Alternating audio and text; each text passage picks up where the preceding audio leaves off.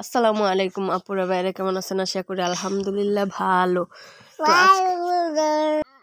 তো দেখেন আজকে দুপুরে কি রান্না করব আপনাদের দেখানোর জন্য। তো দেখেন এখানে কতগুলো জিনিস কাইটটা রেডি করে রাখলাম।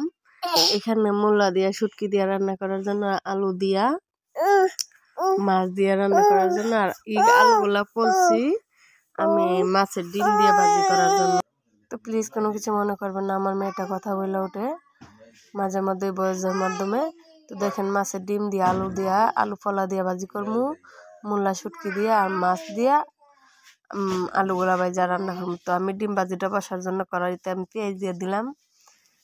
কড়াইতে পেঁয়াজ দেওয়ার কারণে এটা লাল হলে তারপর ডিমগুলা ছাড়বো। আর যেহেতু আজকে মূলা তো শুটকির তরকারি বসাইতেছি, তো দেখেন মূলার মধ্যে রসুন পেঁয়াজ কাঁচামরিচ থাতলায় রাখছিলাম দিয়ে দিছি, আর মরিচ হলুদ দিয়ে দিছি, একটু ধনিয়ার গুঁড়া দিয়ে দিমু, দিয়ে তারপরে লবণ দিয়ে জল দিয়ে আমি চুলাতে বসাই দিমু।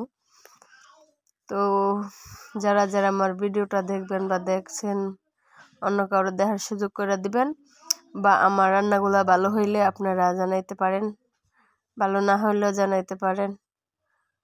তো দেখেন আমি মূলার তরকারিটা বসায় নিছি, এখন আমি চুলায় বসাই দিব। তো নতুন জায়গায় চুলা তুললাম, এটা জায়গাটা আপনাদের কাছে খারাপ লাগতে পারে, কিন্তু আমি এগুলা এখনো লেপি নাই ভালো করে, মাত্রই চুলাগুলা তুললাম। এই যে আমি তরকারি বসাই দিছি, তো বা জালটা এখনো ভালো করে ধরে নাই। তো এদিক দিয়ে জালটা আপনার পড়তেছে, কিন্তু কড়াইটা এমন গরম হয়নি। আমি মাছগুলা দিয়ে দিছি, তো সমস্যা নেই, ভাঙবো না। তো আজকে উনি বাজার থেকে কার্পু মাছ আনছিল, মাছের মধ্যে ডিম হইছে। তো দেখেন আমি পেঁয়াজটা আদা লাল হওয়ার পরে ডিমগুলা দিয়ে দিছি, জালটা ধরছে। তো ডিমগুলারে নাইরা সাইরা তারপরে একসাথে আলুগুলা দিমু। তো একটু নাইরা ভালো করে বাজাই লই।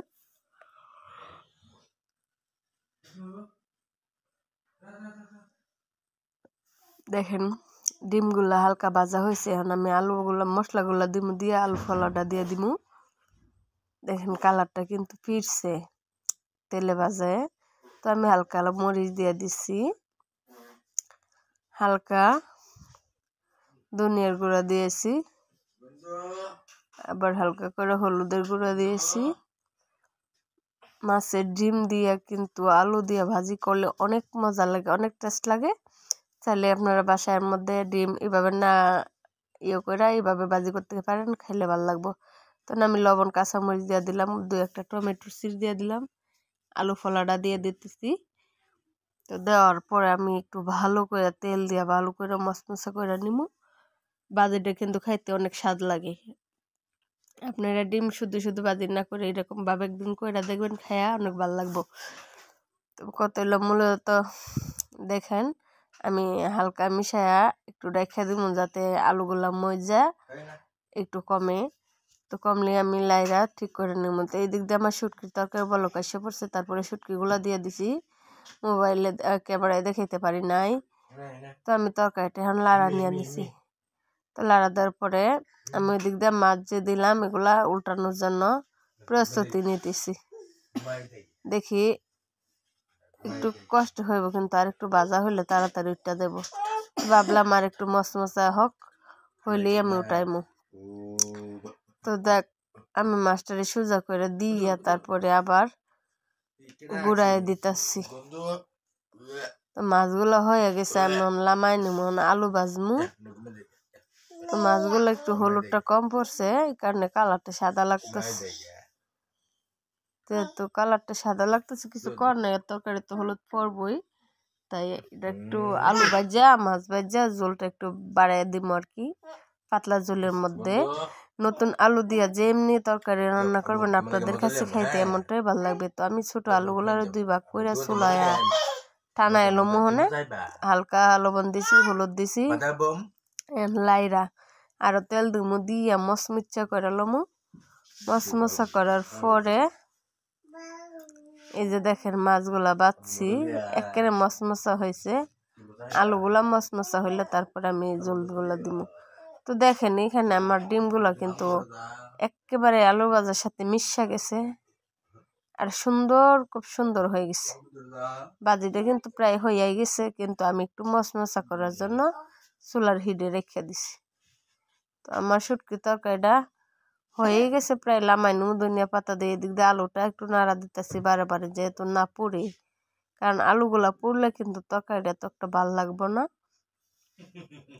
তো দেখেন আমি আলুটা যখন ভাজা হয়েছে তখন মধ্যে আমি পেঁয়াজ দিয়ে দিছি, টমেটো দিয়ে দিমু।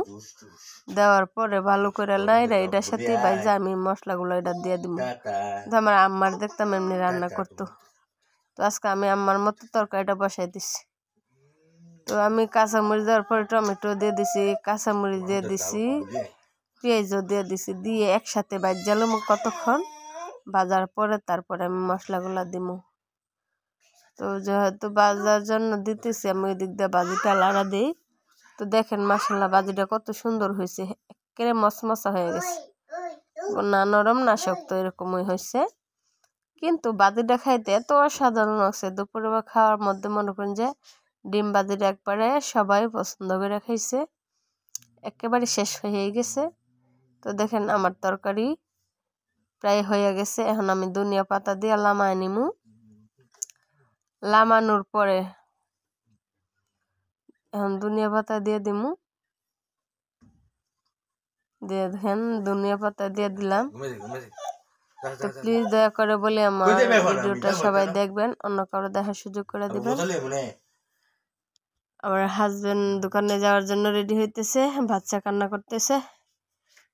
এই যে দেখেন আমার বাজি হয়ে গেছে, বাজি তো ধনিয়া পাতা দিয়ে দিতেছি। আমি উল্টায় পাল্টায় নিতেছি। তো দেখেন আজকে আমি আমার আম্মার মতো তরকারিগুলো বসাইতেছি। এখন পেঁয়াজ টমেটো কাঁচামরিচ ভাজা হয়ে গেছে, এখন মরিচ দিয়ে দিতেছি, লবণ দিছি, মরিচ দিতেছি, এখন হলুদ দিতেছি। দেওয়ার পরে এখন ধনিয়ার গুঁড়া দিমু, দিয়া একটু জল দিয়ে দিমু। হ্যাঁ আমি কথা বলতেছি, ডিস্টার্ব করবো না, চুপ করো, শোনো শোনো চুপ। তো দেখেন এখন আমি জল দিয়ে দিলাম, জল বলক আসলে তারপরে মাছগুলো আমি দিয়ে দিমু।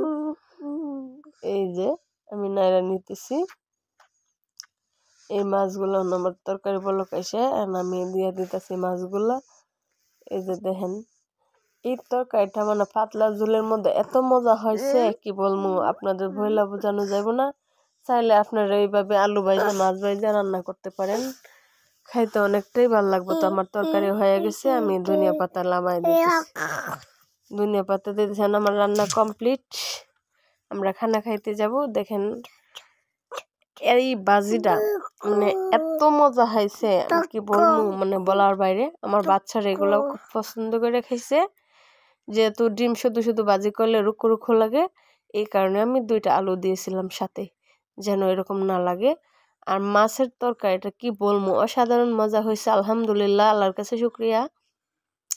না আসলে এইভাবে রান্না করলে ভাল লাগে, কিন্তু নতুন আলু দিয়া হালকা 2টা টমেটো দিয়ে মাছ ভাইজা এইভাবে রান্না করতেন অনেক ভালো পাইবেন বা খাইতে ভালো লাগবো। তো দেখেন আমার তরকারিটা না ঘন না পাতলা, এরকম করে রান্না করছে, ভীষণ মজা হয়েছে। আমার ভিডিওটা সবাই বেশি বেশি দেখবেন বা অন্য কারো দেখার সুযোগ করে দিবেন।